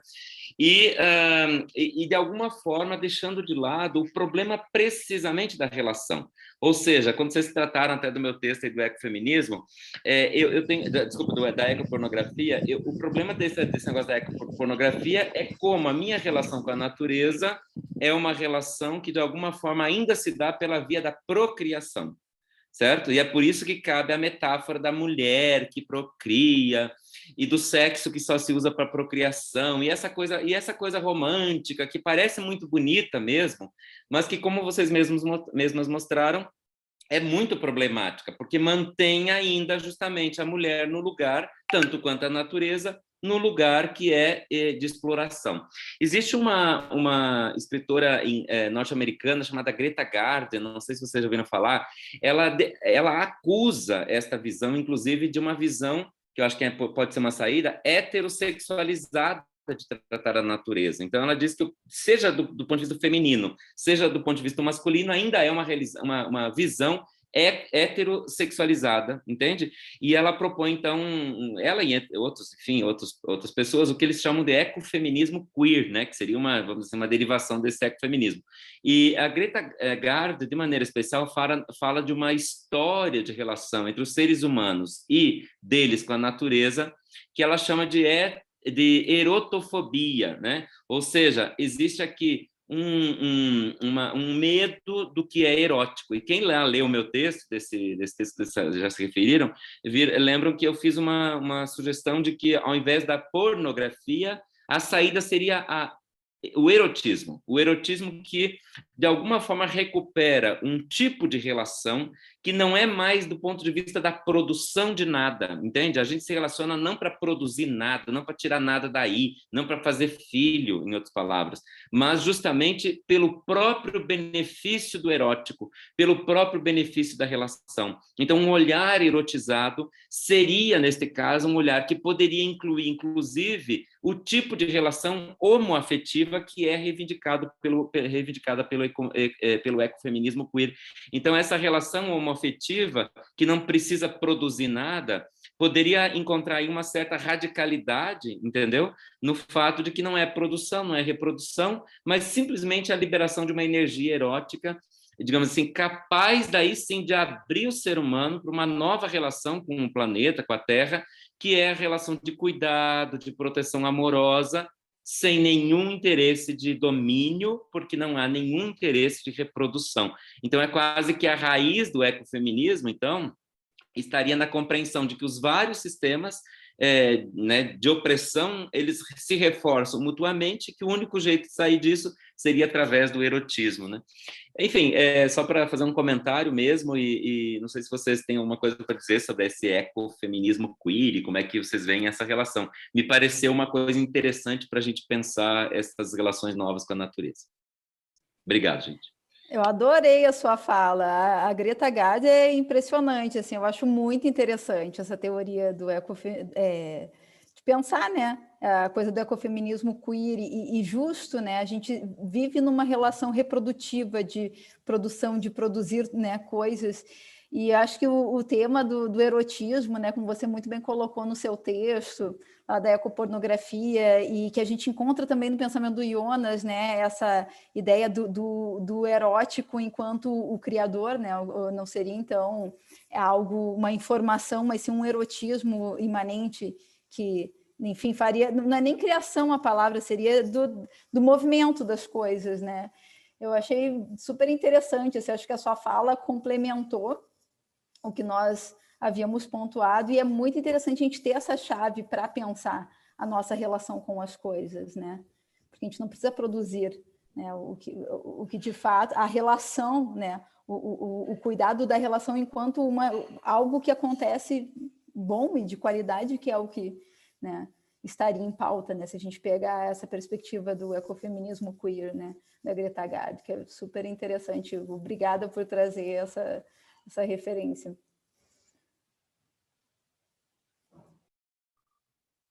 Sim, eu concordo contigo, Gelson, e com a Michelle. A Greta Garden, inclusive, é do ecofeminismo animalista também, né, a favor da abolição escravização a qual a gente submete os animais, né? E eu acho que a Butler, eu fiquei pensando, não sei se o Preciado já não fala de ecopornografia, né?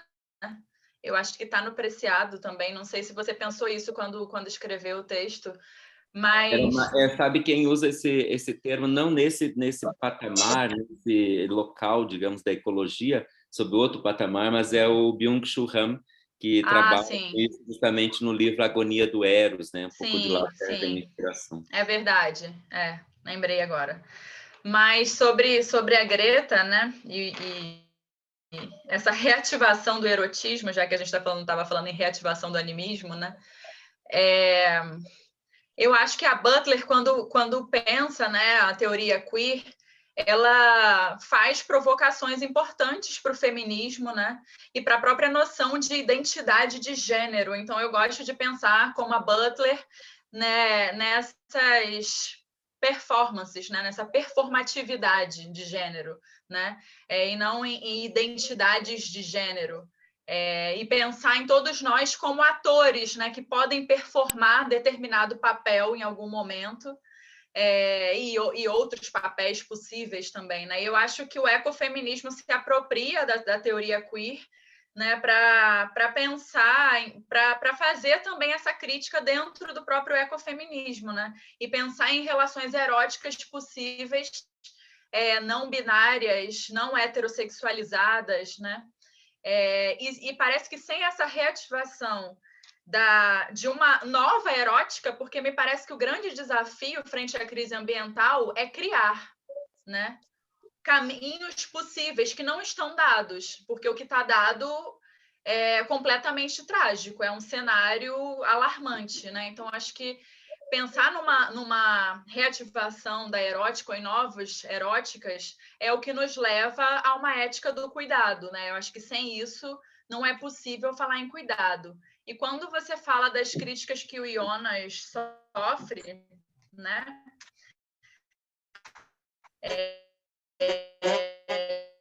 De ter uma visão androcêntrica, antropocêntrica. Você usou também uma outra expressão para querer salvar os filósofos, né? E, enfim, ele não tem definitivamente uma visão ecocêntrica, né? Ainda tem um olhar androcêntrico, eu concordo com as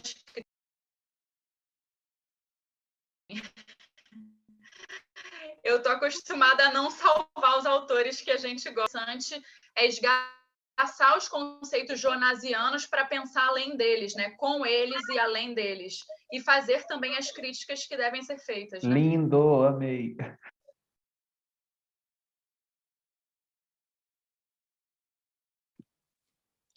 Gels? Thiago, não sei, levantou a mão aqui. Eu ia só aplaudir. Sem querer. Ah, tá. Pode falar, Gels. Não, eu disse que eu ia só aplaudir, não quero falar não, já falei Ah, demais. bom. Obrigado. Beleza, então. A gente tem 3 perguntas aqui no chat. Eu acho que eu vou fazer as 3, aí as professoras podem responder aí por bloco. Não sei se vão surgir outras, mas aí a gente já pode se encaminhar também para o encerramento, né? Uma das provocações é do Miguel, ele diz assim, a disputa entre algo essencialista ou não é um debate interessante.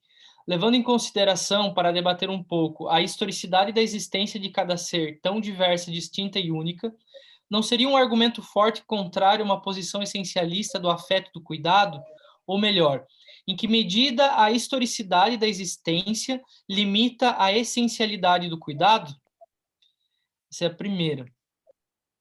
Aí a outra pergunta do Tiago Barros diz assim, Jonas argumenta sobre uma ética do futuro, uma responsabilidade que nós devemos ter com a geração futura. O pensador Murray Bookchan propõe uma ecologia social como forma de mudança radical na sociedade, e ele cita que os conceitos de hierarquia e dominação precisam ser superados para que uma sociedade ecológica se estabeleça de fato. Há alguma contribuição do ecofeminismo e do pensamento de Han Jonas acerca dos conceitos de hierarquia e dominação.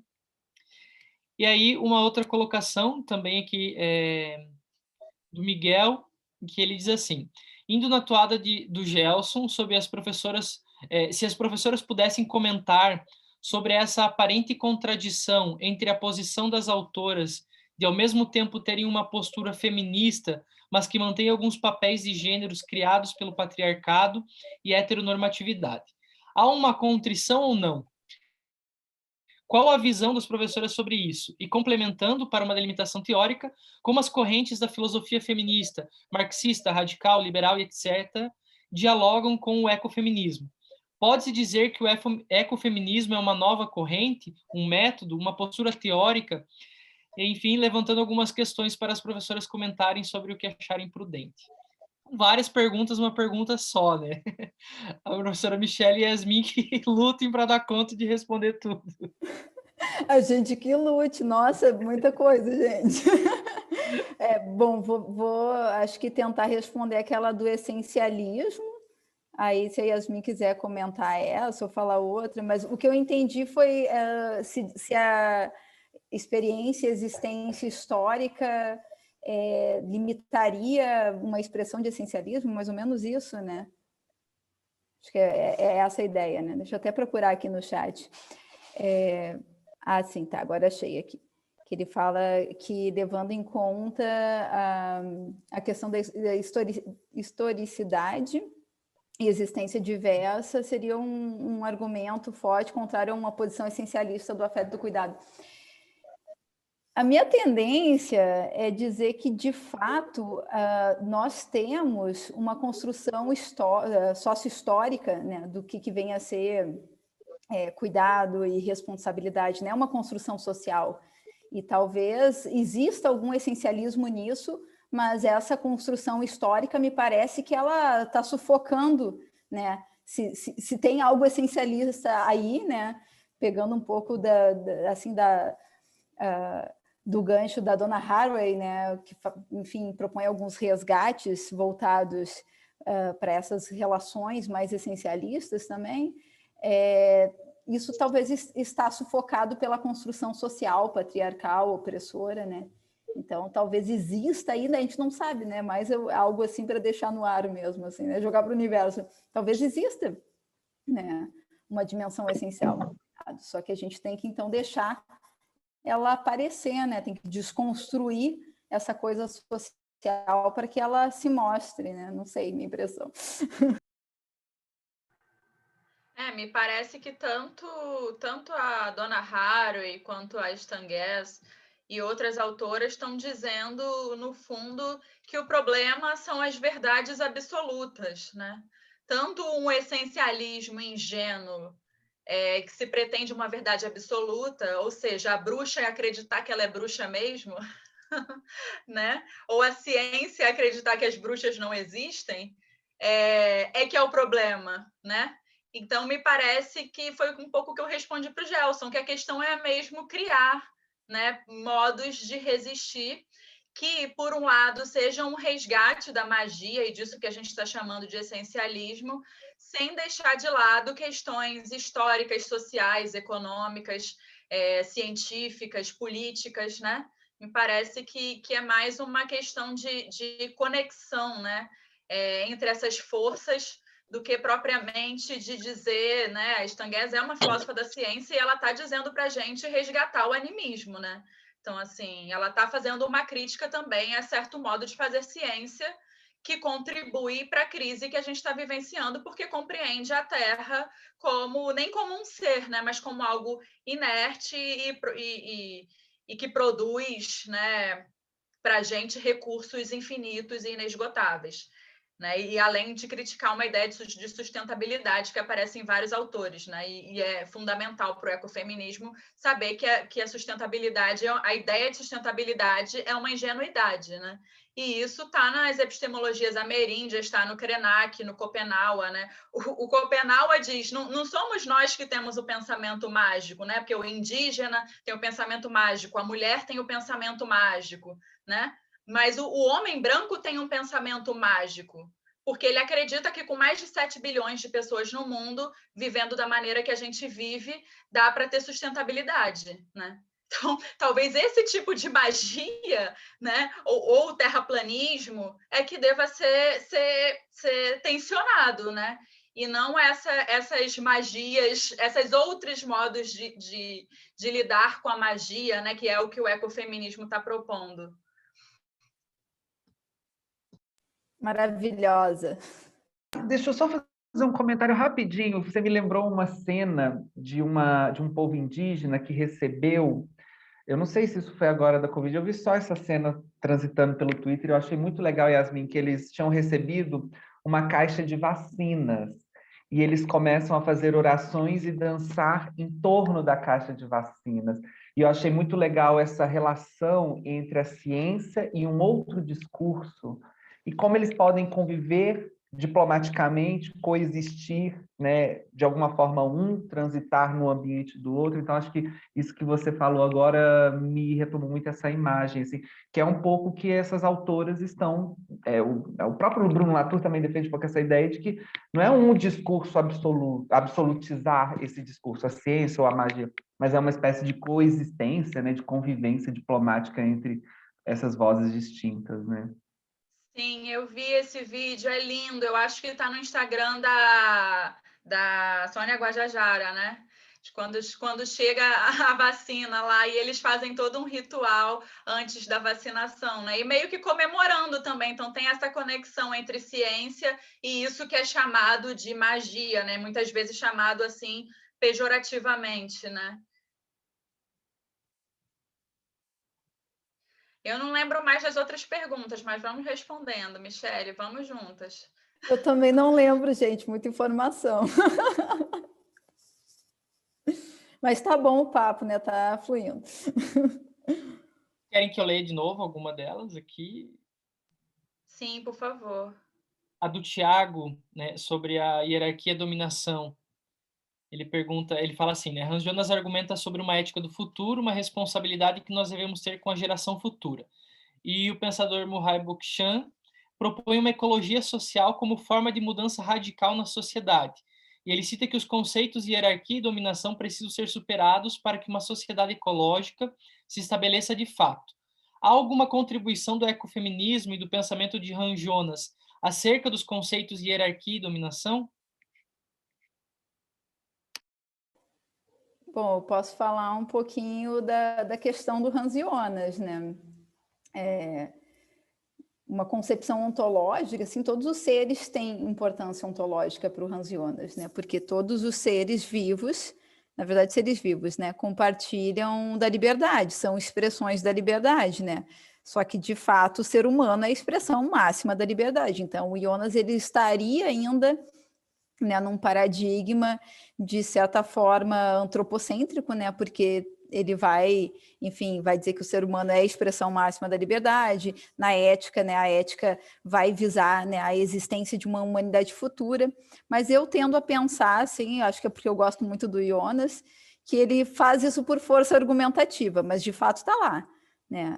O Jonas, ele não é um pensador que se propôs a pensar um ecocentrismo ou coisa do tipo. Ele ainda está, embora ele critique de modo ferrenho o antropocentrismo, ele, de certa maneira, ainda está nessa toada, né? Ele ainda está nessa esteira, embora ele não queira estar, mas me parece que ele está ali, enfim, pela estrutura do pensamento que ele nos propõe, né? Mas eu acho que, por exemplo, o pensamento do Hans Jonas é uma grande arma já para combater o antropocentrismo dentro da filosofia ocidental, né? E me parece que, enfim, é complicado falar que estaria em outro patamar, mas me parece, não sei se os pesquisadores presentes, né, do pensamento de Hans Jonas compartilham essa ideia, mas me parece que ele não conseguiu sair totalmente, né, da esteira antropocêntrica.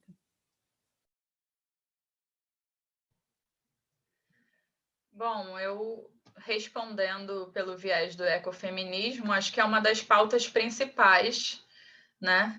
É o combate das noções de hierarquia e dominação. Eu até falei no começo do meu comentário, do texto da Michelle, várias autoras ecofeministas, tanto do norte global quanto do sul global, vão criticar as relações hierárquicas, tanto entre os gêneros, né, binários, quanto as relações hierárquicas disso que é chamado de natureza e cultura, né? Esses dualismos todos. Então, o ecofeminismo é crítico dessas hierarquias construídas socialmente por um viés patriarcal e desses dualismos do pensamento moderno e muitas vezes científico, né? E também da ideia de dominação, mas sabendo que não há uma categoria universal, mulheres, por isso a importância da interseccionalidade, como Michelle mencionou, e sabendo que não adianta, né? Acho que o feminismo, tem uma outra pergunta mais embaixo que vai ter a ver com isso, né? Me parece. O feminismo não é uma espécie de teoria para além, o ecofeminismo não é uma espécie de teoria para além do feminismo, né? A Françoise Debonne diz que a gente pode chamar de uma terceira geração do feminismo, mas os ecofeminismos fazem parte das lutas feministas, né? Não são vertentes, correntes separadas ou que se contrapõem ao feminismo, aos feminismos tradicionais, né? Só que o ecofeminismo, ou os ecofeminismos, perceberam que não adianta lutar pela libertação, por exemplo, das mulheres, que já nem são uma categoria universal, né, sem libertar todo o resto, né, as outras minorias, os animais e os seres não humanos, né? Então, nesse sentido, o ecofeminismo vai ser totalmente crítico das noções de hierarquia, dominação e dos dualismos modernos, né?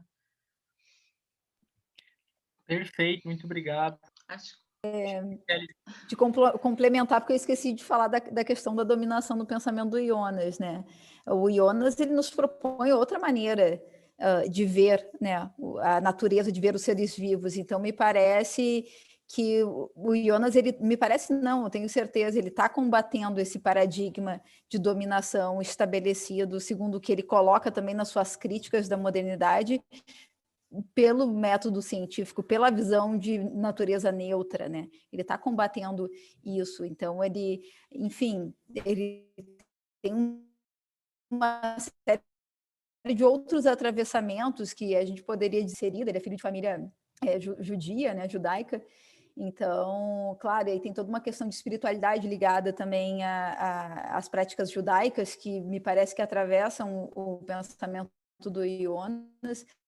Mas a impressão que eu tenho é que ele está criticando a forma moderna, impressão não, né? Certeza, mais uma vez, ele está criticando o paradigma moderno, né? Ele está criticando o paradigma da natureza neutra, da natureza instrumentalizada, da técnica que avança de modo desmedido e desregrado, né? Então, ele me parece que né, um pensamento que está se colocando também contra a opressão sofrida pela natureza, contra a dominação que os seres humanos estão praticando, porque a natureza ela manifesta o ser, né? A continuidade do ser é a continuidade das condições de existência nas quais os humanos estão inseridos, que os outros animais estão inseridos, os outros seres vivos são manifestações do ser também, né? Tudo que é vivo é ser, né?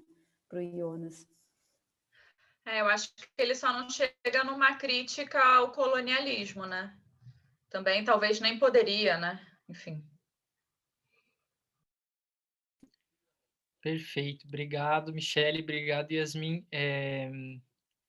Acho que a pergunta do Miguel já foi contemplada aí na fala da Yasmin, né? O João fez um comentário aqui, né, sobre... Ele disse assim, gosto do que a Yasmin disse sobre tensionar os conceitos, partir deles, mas também ir além. Algo que me incomoda em Jonas, lá em Técnica, Medicina e Ética, por exemplo, acho complicada a forma como ele lidou com a questão do, acredito que seja aborto, de uma forma, para não dizer outra coisa. Acho que é mais um comentário, né? Não sei se a Yasmin e a Michelle querem falar alguma coisa, ou o João queira comentar. João, você tinha que ter chegado antes, porque a gente está aqui tensionando e criando em cima do pensamento do Jonas, né, Gelson? Sim, não, pois é, infelizmente não pude chegar antes, mas parabenizo vocês pelas falas, estou vendo que a discussão está muito rica, e apenas lembrei disso, né, porque quando leio ele, em alguns momentos eu vejo, assim, que para o bem e para o mal, ele é um homem de seu tempo, né? Literalmente. É um homem, enfim, e de sua tradição também. Então, ele tem muitas, entre aspas, limitações, ele tem, né, ali o solo do qual ele parte, que traz muita riqueza, mas também traz certos posicionamentos problemáticos, como, por exemplo, o modo como ele lida, né, com a questão não só do aborto, mas da eutanásia, né, e tantas outras questões bem complexas em relação ao viver e ao morrer. Mas, enfim, acho que vocês devem ter comentado sobre isso, né? E é mesmo só uma questão de lembrança minha. Mas parabéns novamente. Sobre isso nós não comentamos, não. A gente comentou outros tensionamentos, mas é um bom tema de pesquisa, né? Refletir sobre essas coisas também. Gelson? Eu não ia falar mais, mas infelizmente me senti animado. Infelizmente, enfim, porque eu Você não aguenta, né, Gelson? Eu já não aguento, Michele. Eu só queria... Não se trata de defender o Jonas, assim, mas de colocar uma interpretação que eu tenho, que é um pouco diferente da que vocês têm em relação a essa questão do antropocentrismo, sabe? Eu acho que não existe antropocentrismo em Hans Jonas. E isso se dá por duas questões. Duas afirmações dele. Primeira, a ideia de que a vida é o reino dos fins. O que marcou a história do antropocentrismo é que o homem, o ser humano, é o reino dos fins. Então, nesse sentido, tudo caminharia para o homem.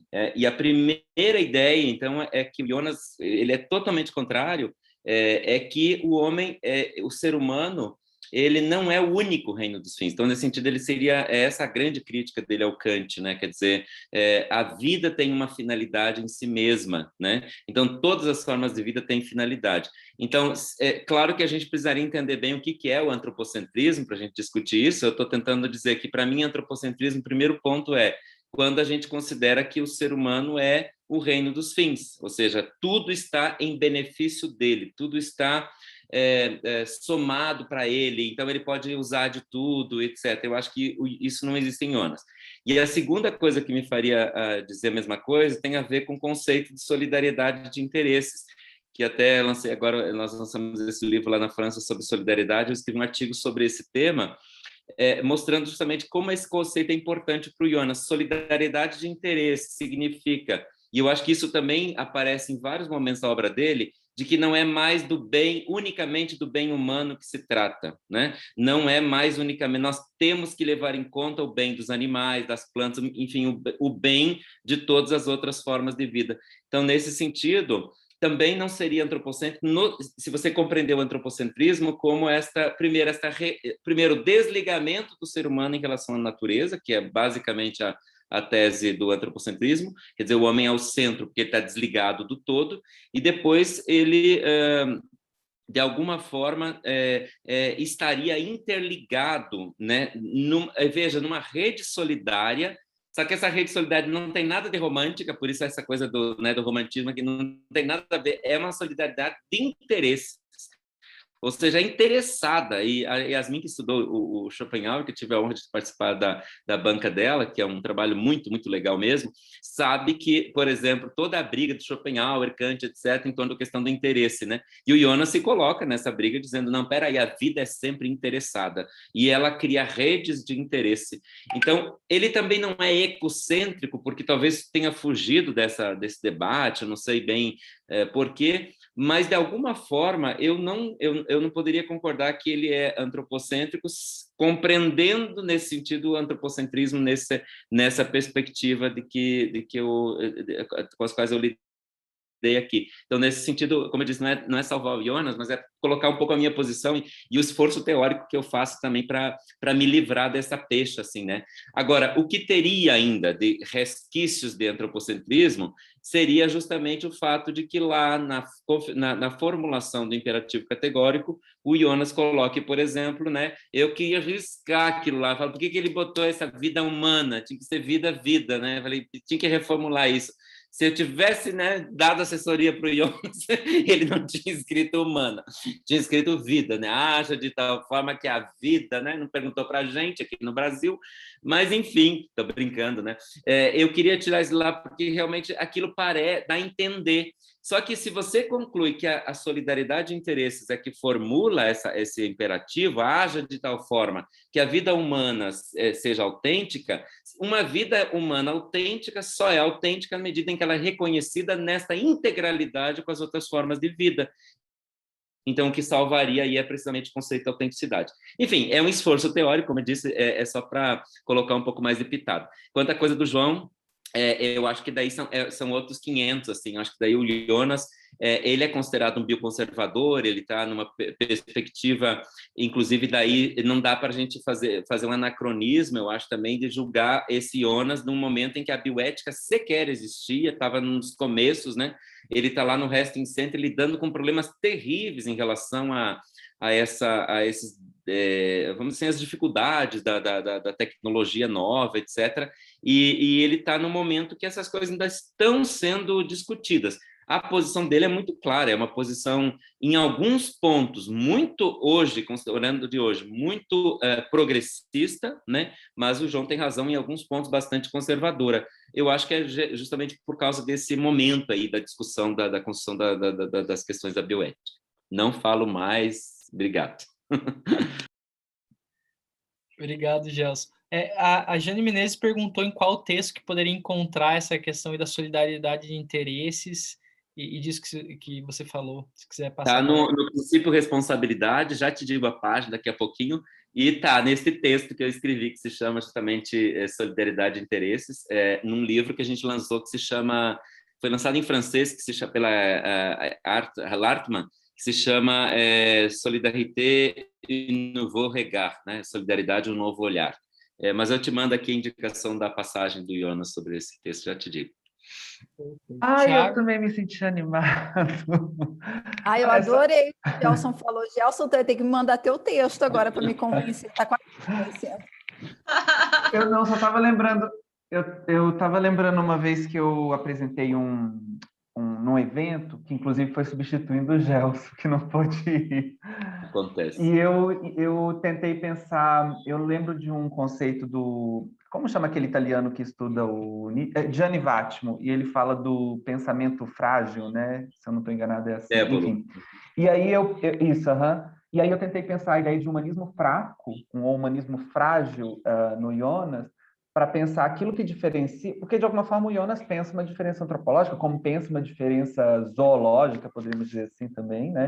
E até uma diferença vegetal, ele tenta dizer o que é o modo de ser da planta, o modo de ser do animal e o modo de ser do ser humano, né? Ainda que esteja em continuidade. Mas se a gente fosse pegar assim a responsabilidade como uma grande característica definidora do que é o ser humano, essa responsabilidade não é um trunfo, não é uma coroa que diz assim, olha como o ser humano é incrível, mas é uma fragilidade do ser humano, na verdade, porque, enfim, a liberdade dele é um risco para tudo, né? Então, a grandeza do ser humano, na verdade, é a sua grande fragilidade, né? A fragilidade daquilo que ele tem nas suas mãos. Então, não é... Eu acho que o humanismo do Jonas, se existe um humanismo, a Nathalie fala em humanismo descentrado, né? Se existe um humanismo em Jonas, é um humanismo que ressalta não a grandeza do humano frente a todos os outros seres viventes, mas a sua fragilidade, né? Bom, a sua fraqueza. E isso fica, para mim, né, na minha interpretação, muito evidente no conceito depois de Auschwitz, quando, no conceito de Deus depois de Auschwitz, o ser humano é o responsável pela criação, né? Então, e isso demonstra muito mais a sua fragilidade, enfim, sua fraqueza do que o seu poder, né? Como ser responsável, enfim. Mas eu concordo com... Bom, eu tento, né? Eu estava falando isso com o Gelson há alguns dias, né? A minha tese é uma tentativa de defender uma leitura não antropocêntrica do Jonas, ainda que eu acredite que exista, assim, entre comentadores, muito esse foco, assim, sempre... exatamente. Agora eu me lembrei do Barbahás, ele fala de biocentrismo no Jonas, é muito interessante, e ele usa o termo antropocentrismo metodológico, que é muito mais isso que você falou. Na ética, o Jonas precisava, de alguma medida, ser antropocêntrico pelo tempo, pelo contexto, pela tradição na qual o Jonas se insere. Também força não dá para descolar o Jonas argumentativa e achar... também, né, Tiago? Você vai lá, você vai, se não conservar as condições de existência, os humanos do futuro não vão existir. Eu tento ler por esse lado, assim, mas me incomoda. Por isso eu ainda acho que não conseguiu sair. Mas para o tipo de ética que o Jonas propõe, não tinha como ele pular essa sombra, né? De alguma forma, em alguma medida. Mas eu concordo com o Gelson. Assim. Eu, num tempo, era mais radical. Eu achava que ele realmente era... Mas estudando os animais, eu acho que não. Também. Muito bem, gente. Então, não sei se alguém mais... Aí o Brenner Eu quero falar. Então, pode falar. Fica à vontade. Só para botar lenha na fogueira, né? Que não seja para queimar as bruxas nem as florestas, que seja para filosofar, pelo menos. Eu acho que, assim, se ele tivesse ido para além de uma reformulação do imperativo categórico kantiano, né?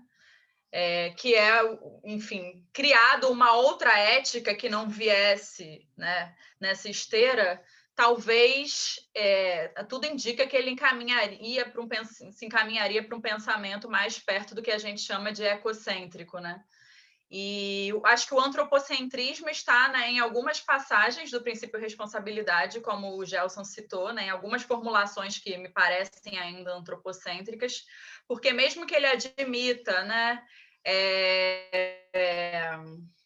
essa dignidade aí da natureza e não só dos seres humanos, e que ele não tem isso que o Spinoza chama de preconceito finalista, né, que ele não pense a natureza como estando a serviço da humanidade, me parece que, no fundo, toda a argumentação dele em favor de uma conservação ambiental está muito atrelada à preocupação dele com a garantia da sobrevivência da espécie humana, né? Ou seja, com os humanos do futuro. Então, acho que isso ainda dá um ar antropocêntrico à sua ética, e, ao mesmo tempo, androcêntrico no sentido de que ele pensa também a humanidade como um todo, né? Como uma espécie de categoria quase universal. Ele não pensa, por exemplo, nessas divisões que a gente acabou de falar aqui, e como cada uma dessas pessoas e minorias, etc., são afetadas diferentemente pela degradação ambiental, né?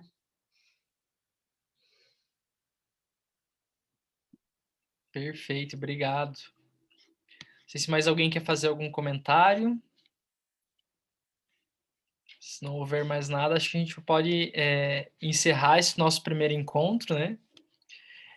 Iniciamos muito bem aí com os debates muito interessantes, profícuos e acalorados, né? Para começar essa nossa segunda jornada já com uma boa expectativa para o que ainda vem pela frente, né? E aí, só para a gente, antes de encerrar, anunciar o próximo encontro, né, que vai ser no dia 25 agora de maio, vai ser o nosso convidado é o professor Antônio Valverde, e o debatedor é o João Farias, né, o João que está aqui, já participou com a gente hoje também. E o tema que eles vão debater é sobre a pergunta se é possível uma política ambiental hoje, né? Então, acredito que aí vai ser mais um tema que vai nos proporcionar bons debates, né? Mais uma vez, agradecer a professora Michelle e a professora Yasmin por terem aceito o convite, né? Acho que iniciamos com uma ótima escolha e com um ótimo debate. Muito obrigado pela participação de todos e de todas. O link da presença já foi enviado aqui, não sei se o Miguel pode mandar de novo no chat, acho que nem todos conseguiram responder ali. E muito obrigado a todos e aguardamos aí no nosso próximo encontro no dia 25. E também lembrar que teve pessoal que perguntou aí sobre as referências e sobre o texto, né? Só para lembrar que a gente está organizando, então vai organizar aí um livro ao final da jornada com todos os textos dos professores e comentários aí, então para a gente poder estender esse debate para além daqui do nosso encontro. Certo, gente? Muito obrigado. Isso aí, gente. Obrigado pela presença. Até mais. Tchau, gente. Até mais. Tchau, Miguel. Tchau, Gregory. Tchau. Obrigada, gente.